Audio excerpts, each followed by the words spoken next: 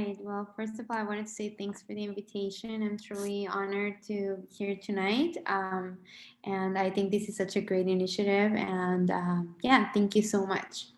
So I'll start by sharing. My name is Mariana Brito. I am originally from Mexico. I am the chef and co-owner of Malinche Mexican Food that operates in the city of Regina, Saskatchewan in Canada. I wanted to start by saying that mental health has been a subject and an issue for me my whole life, but I hadn't really been aware of it until the winter of 2017. So I want to share a little bit about how that came about and how I've been in recovery for now almost 3 years, almost 4 years, which is a long time for me. But well, our industry with its long hours and dedication was always a way for me to escape my mental health issues. And I truly just dived into work like many of us for so many years. My culinary career started in Tijuana, Mexico, where I grew up. Before I attended culinary school, I did some serving. I worked at different restaurants because I always loved it. And I fell in love with this trade and the capability of using food, textures, flavors to transport others or to simply change someone's day. After school, I worked in a holistic kitchen at a cancer clinic in Mexico. And that was a really beautiful job that took me to Canada in 2010 to share the Whole Foods cooking knowledge and to open the world of opportunity of, cooking up north in Canada. That was for me, a great opportunity and open also the possibility of me traveling and doing other things while being in Canada. So I did some traveling here and there, always learning from the best chefs I could. I did stages and short work terms in very different Michelin star restaurants. So I understand the pressure, the perfectionism, and the reality of fine dining industry. After years of considering fine dining and also training as a pastry chef, and just different negative experiences I had in restaurants, I came to peace with the fact that I wanted to do different in our industry and I wanted to work for myself. So I made it like my goal to establish a kitchen where things could be different to what I had experienced and where I could also, showcase Mexican food. So with limited funds and big dreams of bringing Mexican food forward in Canada, in 2017, we launched a Kickstarter campaign that was incredibly successful. And then that was followed by the bought of a food truck, and eventually in 2019, the partnership with a brewery in Regina, where it's now where Malinche operates right now. So that's kind of like how it progressed. The biggest hurdle for me has been to confront myself, to limit myself, and to fight literally for sobriety to be able to be the chef owner I wanted to be. So sometimes it's not enough to want to make changes or to realize that we want to do things differently when it comes to rewiring our brains or to change patterns. I have found that getting help has been like the only way to do it. As chefs, we work so hard for others that when it comes to time to open our own places or on spots with limited funding, it would only make sense to still work 16-hour shifts to make it work. And that was the case for me the first year we opened the food truck. I already had in me endless hours put in other kitchens, but this time it was my baby, so I wanted to be there fully. And I was like also wanting to, do the best food I could, of course. And we're changing the menu mostly daily because this season up north is happens so fast that you almost have new vegetables every day. So I had that pressure, and I just so basically I worked so much that I wouldn't get any rest. And it was parallel to a grief journey that I was trying to avoid, because a week after we launched the Kickstarter, my grandmother had passed away, and she had been my main caregiver my whole childhood. So this season, I like that first season of the truck, I was like, I didn't really have time to do the grieving, so I worked through it. And I thought, it's just gonna go away. So I literally feel like back then I was battling light and darkness, like I thought like never before. So that grief journey opened me deeply, and I couldn't run from it anymore. I tried, and it was always there every day. It was like, so it was this constant reminder that I needed to take the time to do that, but I also wouldn't allow it because I don't know why. I just had to work, I guess. So at the end of the season, I grabbed my stuff and I came back to Mexico. And my way of thinking of coping with all of that was to just go on like a research trip to do different cooking classes and like visit different traditional cooks in Mexico. So I wasn't working, but I was still like on work mode and on research mode. So still wasn't taking the time I needed to do the grieving. And grieving that, like my grandmother, then it sounded like something that I needed to happen, but I just thought, I have other stuff to do. Like, it's okay, she's gone, and I just gotta move forward. So when the pain came, I just drank to cope and just avoided all the feelings. And it was the beginning of December, and it was time to pack to come back to Canada, or go back to Canada. And I had been staying by myself at the house where I grew up with her, just for a couple of days. And, I was like getting ready to go packing. And then I started having these like debilitating back pain that had me like on my back screaming. I couldn't stop crying. I was like, what the heck's going on? Now I think like that was her way of saying like, you got to deal with your feelings. And I was so scared. I remember I called my aunt and like they got me some meds. I still crossed the border, went to Canada. I was catering an event for 100 people, I think 2 days after. And like I couldn't really walk well, but I just managed. I like, took pills, whatever, and showed up for the event. After we did that, literally I went home and like I couldn't really walk then. So I hit this like burnout where like I spent 3 weeks without being able to really move much. Like the pain was so excruciating that I just couldn't function, couldn't walk. So that was the first time in my life that I call it like it was like forced rest. And for me, forced rest meant like, having like this bookshelf that like falls on top of you and like breaks you into pieces.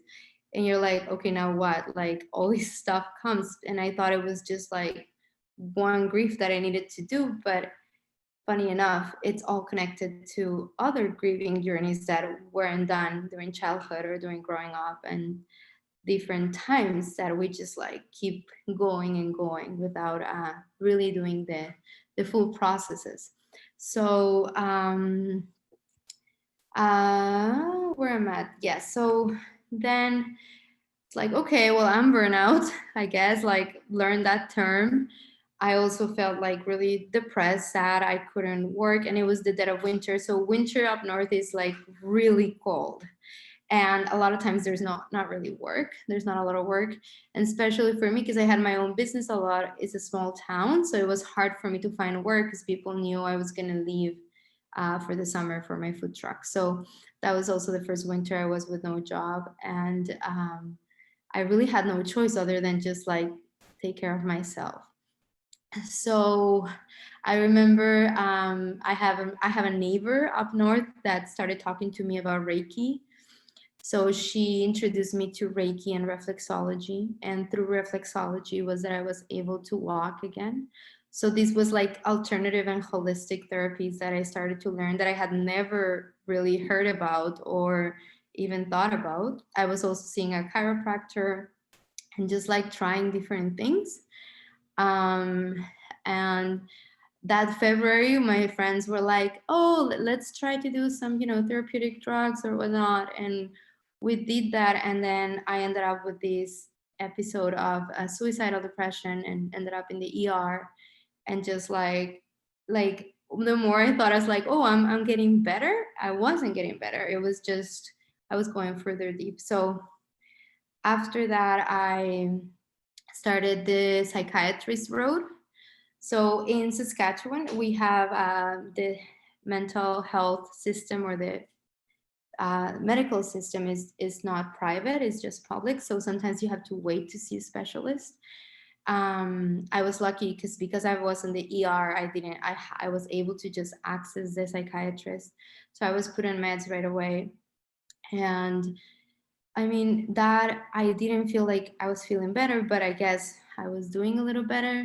That winter I got a puppy, and like started to try to just cope. And like, it was weird to not be working. It was weird to not feel like well at all. And but just kept going. I just kept thinking, you gotta keep swimming, because I was already at a place where things were dark, but like I always, during that whole time, I always knew there was a light, and I knew I wanted to leave, and I knew I wanted to keep finding things to feel better. So the next part of this healing journey, like summer came, and I wasn't able to really work full time, which was heartbreaking for me, because then it meant I had to hire people. And, I wasn't really used to delegating or to trusting others or to not control my kitchen.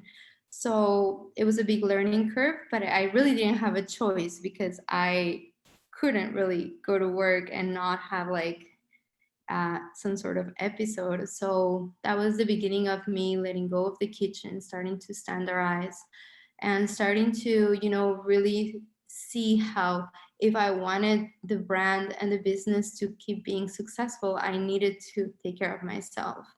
So I'm really grateful of the team we were able to have that summer, and the team we have now and always, because it's been the only way to keep the brand going, and also me radically learning to take care of myself. So after that summer, the meds weren't really working, and I was like, I'm done. And my now business partner, my ex-husband, he was always so supportive, and we ended up doing some sort of a blend of THC and CBD, so that I could like function. So we find a way that it was good for me to start being able to be okay every day and kind of manage. I also started like learning about energy work and Reiki. And that summer I devoured like 64 books on trauma, on healing journey, and just these new concepts that, I was like, I don't have trauma, like, my grandma just passed. And so learning about childhood trauma, about all these series of things that make a human being be in pain, and how to kind of like start unpacking them. So after that, I started seeing, and it's called an EMDR therapist. So it's called eye movement desensitization and reprocessing, and it's for trauma recovery. That therapy, I'd say, like, it's a before and after for me. It was really, really helpful. It was like, it started giving me hope. I started to be able to feel better. And during that time where there was times that I was in the kitchen, I remember like putting my cooking shoes and being able to go to work, and I just thought like, I'm happy now. And now I know that that was just the, like, also the adrenaline and the rush, and like perhaps not what true happiness is, but it was that, like, it gave me that hope that, I could still feel well. And the cooking has saved my life many times. So I think moving forward, we really need to find a balance, because we love this trade, but how do we do it and also be human beings that take care of themselves first and then cater to others? I think that's still the question. By the end of the second season of The Drug, my former business partner kind of like, she had enough. So she left, we parted ways, and we were left with a bunch of debt. I was still kind of feeling better, but not really. And we had to like make a decision of like what we were going to do after, like if we were going to expand the brand or grow, or like, and like I was debilitated still, but we were really lucky and we find partners, and that's how right now Maninche is still operating. And when I work, and I love what I do. But definitely this 2020 for me has been, gave me the opportunity to really like step into more of a director role and be able to really take on this healing journey to what is like the next level, I would say. So after energy work, reflexology, all of that, this year I kind of like decided to go back to what the roots are, my roots, and I came back home. So here I've been for the last on and off. I went back home for 2 months, but I've been here for 6 months, focusing on healing the emotions in the body, and I'm feeling better with the help of music, art, reconnecting to my ancestors, sacred healing plants, the Temazcal, which is a sweat lodge, and also the love of my family and friends. So the message I really wanted to share with everyone is that anybody that's feeling sadness and pain or isolation, well, first of all, you're not alone. You're supported, you're loved, there's help.